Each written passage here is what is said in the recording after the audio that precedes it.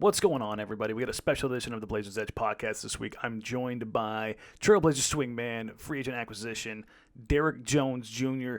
Take a look at some listener questions, how he's going to fit on this team, his defensive versatility, how just ridiculous of a lob target he's going to be, his relationship, and looking forward to working with guys like Dame and CJ and Carmelo Anthony. All in all, this is a really fun podcast. I really hope you guys enjoy it. So please like, rate, review, subscribe, do all that kind of stuff, and let's get into it. Whole crew on top, really be on top.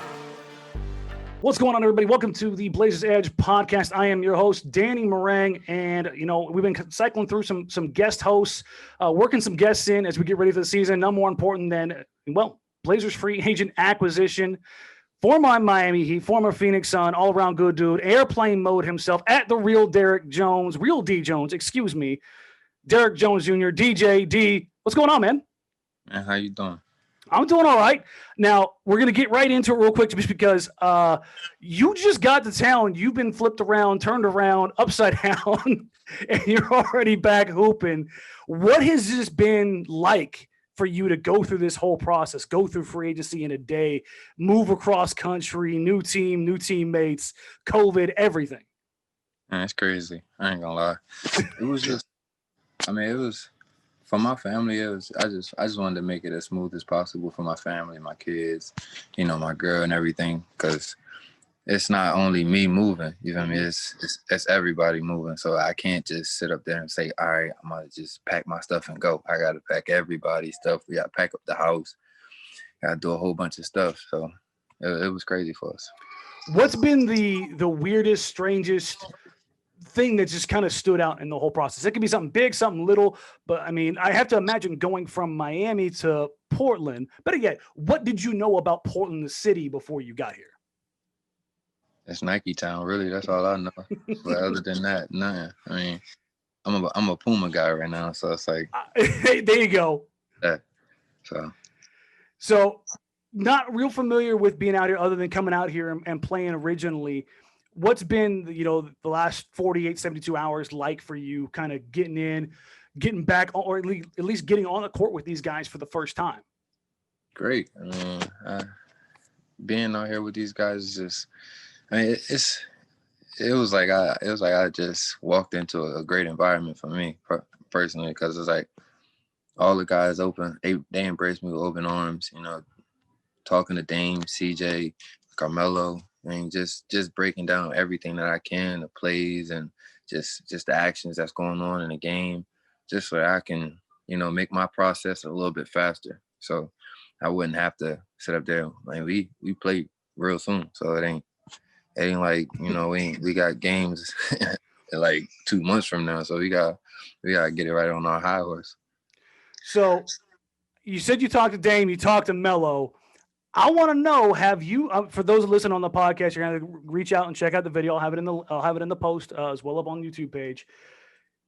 Portland v Miami this year, you and Melo went back and forth at it in 3 straight possessions. He tried to back you down. You weren't having it.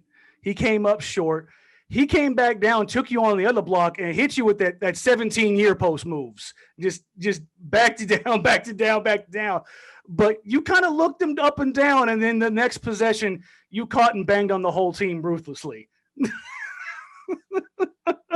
I want to know, have you guys discussed what happened on that play, that series of plays? You guys ever gone back and forth about that? Because that was, in that game, the intensity ratcheted up in those 2-3 minutes and pretty much that entire night, because that was one of your best games of the season, hands down. Yeah, we ain't talk about it really. That's plays that it's just basketball. It's Melo being Melo. He's a great player, great one-on-one player, great team player. So it's like, when you got the ball in his hands, it ain't like it's something bad gonna happen. You're gonna get a great look every single time. So, him being him and me being me, I ain't gonna never back down from no challenge. So I'm going out there. If I gotta guard Dame, CJ, and Melo at the same time, I'm gonna try to do it. which is good because we're going to get into a little bit of video talking about your defensive versatility. And actually, two of the clips that I have are from that game of you on Dame, picking Dame up at about 40, 45 feet, which is not something a lot of guys typically do and live to tell tales. He usually cooks guys when they pick him up that far out. But you played trail defense on him probably better than anybody I saw this year, using your length, using the athleticism. You've got unique tools that allow you to bother him probably more than most guys do in the league. We'll talk about that a little bit, but I want to go back to where you came from, not in Phoenix, but Miami. Mm-hmm. And one of the questions that I have from at Milo does is, what have you learned about leadership and culture from that playoff run, being around Jimmy, Spo, Pat Riley, and that leadership and that style that they built in Miami and that deep run you guys had last year? I mean, the main thing I've learned is that, is leadership doesn't have an age. You can be a leader from day one of stepping into this league. It can take you 3, 4, 5 years, but leadership, it doesn't have an age. And when I was in Miami, I became a ultimate gym rat. So it's like me being here it's even better for me. There's nothing out here, like no nightlife. It ain't like how it is in Miami. So this is the perfect place for me. I can stay in the gym and be with my family. Yeah, Portland is definitely a place if you want to have little distractions. I saw DeMar DeRozan, USC guy, fight on, but also LA dude, right? So he took himself to Montana to not have the distractions in the offseason. Now, we aren't Bozeman, Montana, but Portland is mostly distraction free if you want it to be. That's I think it's not, you don't have live out there on the strip, cutting it up in Miami. It's a little bit of a different life. I'm sure you've picked up on, even in COVID times when we're all staying in, there's still not a whole lot of options in Portland. You hit on something there as far as the leadership not having an age. And this is from Steve DeWall, one of the questions I was telling you about earlier. You and Cov, Robert Covington, are basically two of the biggest G League success stories that there are. And now you guys are going to be on the same team and basically in the same starting lineup as we get out there. When you look back, I mean, you're still a young dude, but you've already had so much experience coming through the ranks. What would you tell those guys that are in the G League that are grinding now? What are the things that you learned, both good and bad, that you would kind of try to impart to those guys now? I mean, like I've been telling everybody, I mean, since I got to this league, once I got down to the G League, I realized it was built for me, honestly, because it's a dog-eat-dog world. Everybody, every day, every second that they out on the floor, they trying to take your head off. Like they not going out there to play games with you. They don't care who you are, what name you got behind you. It doesn't matter. Like they coming out there to get themselves a job. And whatever it takes to get that job, they're going to try to get it done. So, one thing I just tell the people that's in the G League right now and, young players coming up in the ranks is go out there and give it everything that you got. Like, don't hold nothing back. Go out there, and by the time that clock hits zeros and it's the end of the game, you on the ground trying to catch air because you tired. Like that's how hard you got to play, because if you're not, somebody else will. And if you matched up across from that person, they're going to get the best of you. And if it's between you and him and the contract, he got that. Just because that one game you decided to give it 95% instead of giving it 110. And he gave it 110 and took everything that you wanted. So just keep working every single day that you're on the floor. Just try to give it everything that you got. So when you look at that and you take that kind of mindset, that mentality, and you project it forward, I'm hesitant to ask this question because I've asked plenty of guys this, and it's whoever. The answer is inevitably who's ever in front of me. But this is a question from Lando Commando. Who do you love the challenge of guarding? Basically, I'm asking for you for names, Derrick. Who do you love going up against? And not to gas anybody up or to slander them, but like, who are the guys that you like? This is my challenge. This is a guy, he got me last time, or we've had some good head-to-heads, or a guy you want to take on in those one-on-one situations like you're talking about, when you want to be that guy that gives that 110%. Shit. before I got here, it was Dame and CJ. To me, those two is arguably two of the hardest people to guard in this league. You get up too close on Dame, he's athletic enough to get by you and finish at the rim. You sag back, he gonna shoot it right over your head. If you try to play too close on CJ, he gonna get in his bag and start doing what he want to do to you. So it's like those are the two people. I mean, I've like every time we played Portland, it was like I'm focusing on this one. Like I need to make sure that they don't do nothing. Like if they don't do nothing, I did my job. But it's basketball. Sometimes they're gonna get the best of you. It is what it is. But that's two people that I wanted to play every single day. Well, speaking of, so I wanted to kind of highlight for those that aren't familiar, East Coast, West Coast, Portland fans, I mean, they love their team, but a lot of times they're not going to get a chance to watch every single game, on League Pass like me every night. And this was from that game when you really showed basically your entire bag. You caught in the short roll, finished as the dunker. You switched across the lineup, played up on Melo, down on the low block, picked Dame up at 40. And this is where I really wanted to show what your length, your athleticism, your versatility, your doggedness really, I think that's the term that I would use to describe both you and that Miami team. One of the few teams that decided you were going to extend your defense on Dame and really pressure him as soon as he crossed half court. And if we roll this forward, you guys right here, I believe it's none. I'm trying to remember off the top of my head. You guys hard trap immediately off the 1-4 with Dame and Melo. And you string him out almost a half court. And it puts your defense in rotation. Melo's the guy here. This is after the possessions when you had just banged on basically the entire team. So I know you were feeling yourself a little bit. But you get back, I'm going to run this back a little bit for everybody else to see this.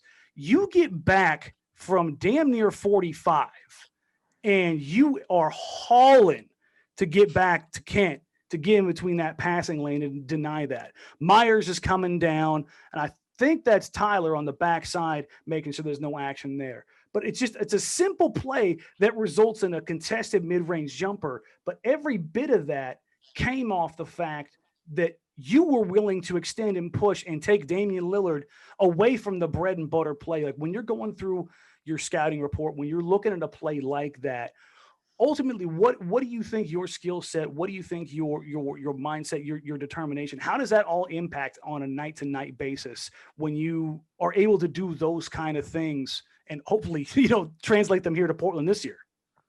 Yeah, of course. I mean, like I said, every game, every second that I'm on the floor, I'm trying to make sure that my man don't score and my team is scoring than the opponent. So if I make sure that as soon as he come off that screen, I'm blitzing and he's retreat dribbling, trying to get back and then make a pass out of that, then I did my job. I made sure that he got the ball out of his hands. If I get the ball out of his hands, I'm not letting him get it back. This is again what we're talking about. Some of the versatility that you have here. You get caught here in the short roll, and instead of recovering back out to Seth, Tyler tags, gets back out to Seth Curry, and you're rolling with 7'3" KP. And you get up here and break up the play. Now, I know KP doesn't have your bunnies, but how on earth are you able to get here and get back and intercept this on a short roll? Like that can't be easy, man. See, my job is if I'm guarding the pick and roll, like I'm on the ball, my job is to make sure he gets over that screen. Don't let him reject. Don't let him do none of the little tricks he want to do. But if I'm the big and I'm zoning the screen, my job is to make the guard pick up the ball. As soon as he pick up the ball, there's nothing else he could do. My teammate's coming right back into the play. He try to shoot a jump shot, that's a contest. He try to lay it up, I'm right there. You try to pass it off, I'm still right there. So it's like, you got to pick your poison on what you want to do. The last one I wanted to bring here, and this was what the play I was talking about.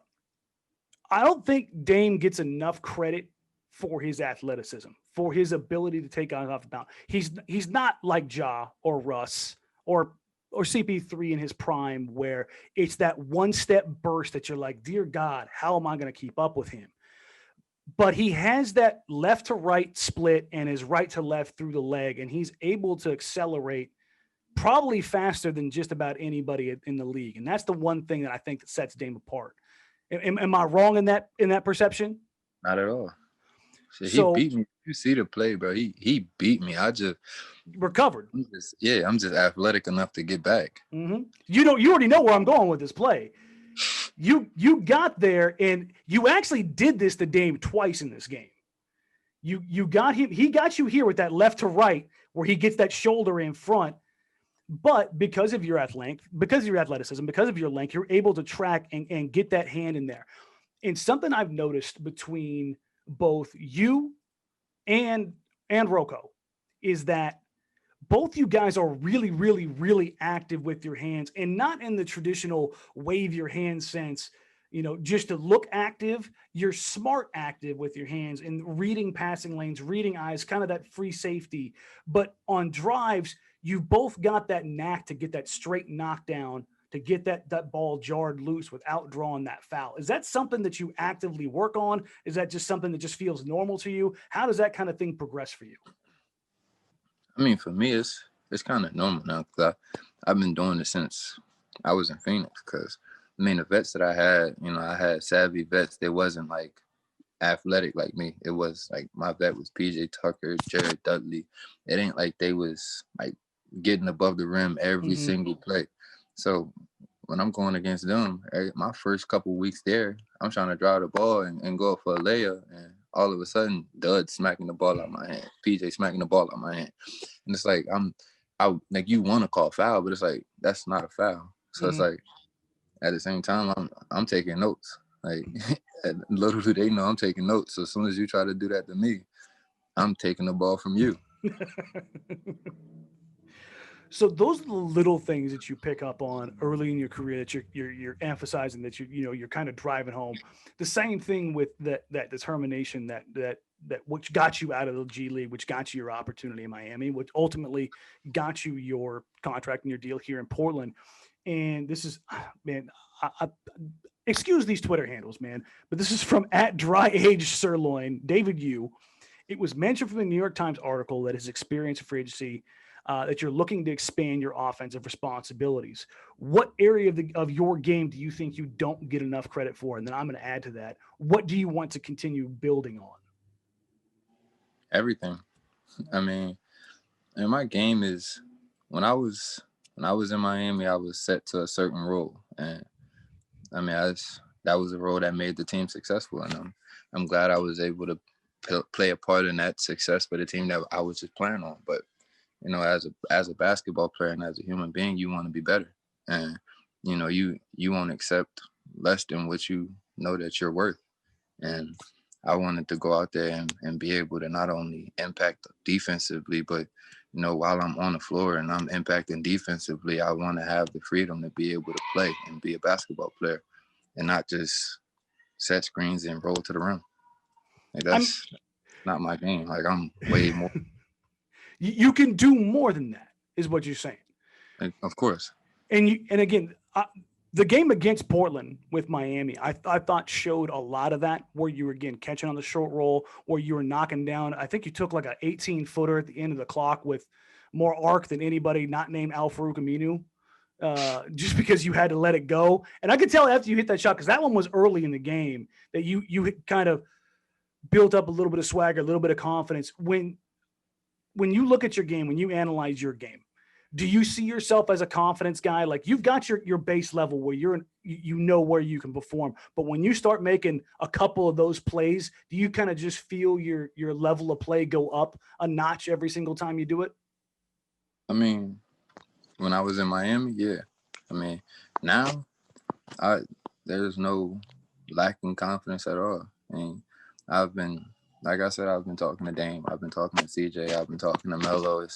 Those are the type of guys, like they're leading by example. Like, they go out there and they show you how to do it, and they tell you every single day, don't doubt yourself. They just go out there and play.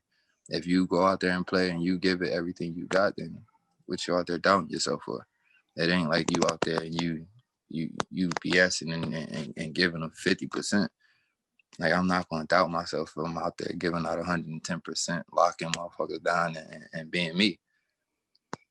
So when you're looking at these guys, Dame, CJ, Melo, everybody up and down this roster, guys that you know, guys that you respect, you know, what is it that you want to bring on a night in, night out for this team? Like, everybody knows that you're like a top 0.1% athlete, that you can get anywhere on the court, you can do anything, you want to do physically. Portland has been short, really, guys of your athleticism. Honestly, I've said this, really, you're the most athletic dude that Portland has not only had on their roster, but in their active roster in legitimately 20 years. They haven't had a guy who can go from basically 2 through 5 and be that dude and be that energy guy. But you're more than that. So when you look at this team, you look at, again, that starting lineup. When you're playing off Dame, CJ, Cov, Nurk, where do you find your role in that? What do you want to do, and what do you hope to do? I mean, I just want to play basketball free. I mean, with no chains. So that's the type system that I'm playing in right now. You know, it's just I'm going out there every day. We have set plays and we have everything that we have, but at the end of the day, we all hoopers. You know, not every play is going to work perfect. You have to be able to create something for yourself or do something for someone else. So I've got to ask you this, because I love Dame. I call him the second best and probably the second most valuable trailblazer in the history of this franchise. I mean, just he's that dude. But if I have one criticism of Dame, it's just this one, and it pertains to you specifically, because Dame may be the worst lob passing star point guard I've ever seen. And I love Dame, but he's never had somebody like you. So I'm hoping you're gonna bring that out in him, where he's gonna find you on all those backdoor cuts. Are you guys able to like work with each other yet on the floor and work on that timing? See, that's the thing, but I ain't timing in the past. It don't matter for me. Have you seen? Just get it near. Everybody's seen the pass that Bam threw me versus Toronto. I literally have it right here. I'm gonna work into it. Arguably one of the worst, best passes that I've ever seen in my life. So it's like, it was a bad pass, but it was so good that it just was crazy. Because of the angle that it puts you at. Yeah. So it's like, for me, I told them, it don't matter where you put the ball. You put the ball anywhere between the rim and the back, like the little side of the backboard. Mm-hmm. Ain't nobody jumping with me to get up there. So that's the kind of confidence I want to hear. Because here's the thing. I know Nurk will find you. And I know because I'm assuming you already know he's going to throw you. If he sees you, he's going to throw you open, right? He done threw a bunch of back doors on me. So I know he's going to throw it to me. I ain't worried about that. So that's the thing. I think you're going to fit in tremendously, either coming in the short corner, working in the dunker spot, coming off down screens. And the thing is, a lot of people kept asking me about this, and I'm sure you get this all the time. Your jump shot from 3 has been inconsistent, but you've shown the proclivity to improve that. Your free throw percentage has come up. You've shown that, especially above the break from the 3-point line, you can be a consistent shooter. Is that something that you're really trying to hone in on, focus in on? Are you working with anybody specifically to focus on that? Like, your 3-point shot as a whole, where do you see it now, and what are you trying to do with it? From when I first came into the league, is tremendously better. I mean, I have to give a lot of credit to my shooting coach when I was with Miami, Rob Froder. You know, I called him Shot Doc. So he helped me with everything, really. You know, just to keep my elbows in, just the way my feet are set, just everything, the arc of the ball. It's just, he helped me so much that now it's like I already, like, I know everything about my jump shot. So whereas if I miss, I know why. And that's how I just think about it. I go in there, I try to take every shot with the same rep and make sure every rep is perfect or damn near. That's what I'm trying to be. I want to be able to be to space the floor, hit shots, and if you close out, then that's you working to my advantage. Mm-hmm. I'm going to roll you back here to a little bit of defensive footage here again, because I want everybody else to be able to see the same things here as we get towards the end of this section. This is what I was talking about early on. There aren't a lot of guys in the league that I've seen that will confidently sit down in front of Damian Lillard when he crosses half court. But again, this is from that same game. You came here, he hits you with that same left to right. And this is usually the spot right here when he gets it. It's Deion Sanders, if he's even, he's leaving, right? Exactly. But you're able to, with your length and versatility and your athleticism, close this gap down and put Dame into a spot and get the block again. Now you got Dame's hand twice, man. Come on now. You can't be doing that. No, I don't hit hands. I hit the ball. all ball, right? But of course. When I look at that, and I know what you're capable of. This is me showing everybody else what you're capable of who may not know what you can do.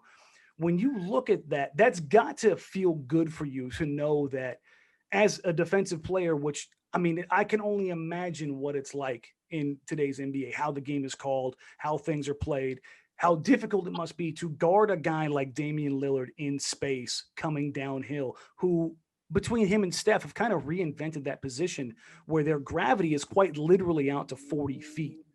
So when you're looking at a scouting report and now you're going against Dame in practice, well, when you guys maybe get to practice this year, I don't know how many of those practices you're going to get this year. But when you're looking at that and you've got, an early trip to Golden State, where you guys are going to play Golden State in basically 2 games in 3 nights on a road trip.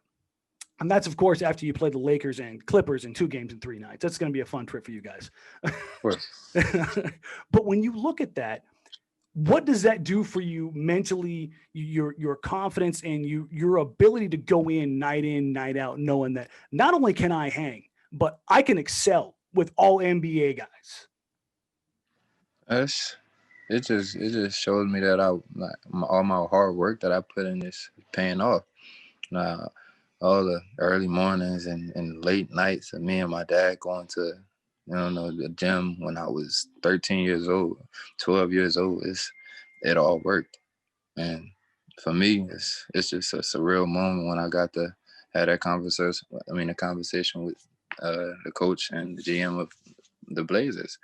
Just being able to know that somebody actually wanted me. And they wanted me for the reason of they wanted me to be me and become the player that I want to become. And they're giving me the confidence and the ability, and just basically not like a green light, but it ain't red. So that's a great way to put it, because how many guys in the league truly get a green light? Not a lot. So if you're at least getting if you can make it, take it light, I think most guys are excited about that, right? Because if you prove you're worthy of that level of responsibility, then you might be able to take it to that next stage. Exactly. That's got to be incredibly freeing for you, right? To feel like you're gonna be a part of something. Yeah, I'm very excited for this. I like I told my agent, my manager, my family, I can't wait. That first game, I can't wait. I'm sitting up here thinking about it every day. Like, I can't wait. Like, this is something I've been waiting for, and I'm glad I got it. Now I'm about to show everybody what I can do. The only downside here is you're not going to have, obviously, fans in the building with COVID going on, because I'm certain that you would have gotten one of the most ridiculous ovations the first time you got out in transition to be able to finish. Because this team, I'll be honest, this team has not had a guy in the rotation who is a night in, night out dunker, a transition finisher. It's what this team has lacked really for years. Don't get me wrong, Dame's got bunnies. Ant, okay, that reminds me. Have you and Ant had a chance to kind of go back and forth at it? Because Nah, we ain't gonna. I don't think it's gonna be like that. You know, it's not going to be like that. Because I mean, it might. I mean, if it comes down to it, but you know, that's a guy like I knew about Ant since he was in high school. So like, it's him jumping how he jumped. It's not nothing new to me. I already knew everything about him. Even when he came to Miami, he went baseline and took off off 2 feet and dunked it. Oh, Myers just talked to me about it. I mean, he knew better to get out the way. Like he is one of the people, like, if you playing pickup, you just know, like, don't jump. If you jump, then you risking your health. You're gonna get snatched. You risking it. Like don't risk it. Like, it's no point of risking that. Like, he's one of them people. If you want to jump with him, he gonna baptize you. See, that's what I'm looking forward to, is you two running in transition and taking advantage of opportunities, because this is a good team. I know what it was last year with the injuries.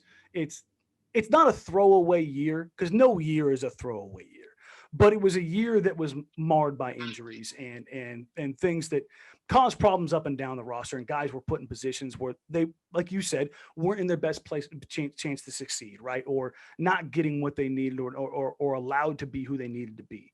This year, with you and Cov in the starting lineup, with Dame, CJ, Nurk, with Melo coming off the bench, Gary coming off the bench, Ant coming off the bench, Zach when he comes back healthy, Cantor, you guys are a legit 10-11 deep team. How much is that going to matter for you guys? Not just on a night-to-night basis because of everything that's going on, but there's got to be some rest factored in. You guys are legitimately going to be playing a game almost once every other night for the entire season. I mean, it's great that we have, like you said, damn near a 10, 11-man rotation. Because, like, if one of us get in foul trouble, it's next man up. Like, there will not be no collapse. Like, there's no lapse in the person that's coming in. If you come in, you bring the same amount of energy, or you bring even more. Like, that's exactly how it got to be for us. All right, well, I'm gonna let you get out of here on this one, Derrick. I just want to say welcome to Portland. Team Mom, my former podcast partner in crime, she said she wanted to welcome you to the Rip City family, and she has a thing. Basically, when anybody new comes to town, she likes to track something. And Portland, they've been really, really bad at it. They've been bottom 5, 6 in the league, really, for the past, I think, 7 or 8 years now in total dunks. So she wanted to let you know that she will be, in fact, be tracking your dunks and making sure that you're bringing the team total up ever so slightly. It's going to go up a whole lot. And listen, I hope you have a wonderful year. I hope you get settled in, that everything's good with the family, and you guys all stay healthy and have a tremendous year. Thanks again for hopping on, man. Anything you want to plug, your IG handle, anything you got, any shoes, go ahead and do it now. I'm good. You good? All right, man. Get out of here. Get some rest. I know you guys got to get to practice, and you guys got a game in 3 days. So get to it, man. You take care. All right. You too.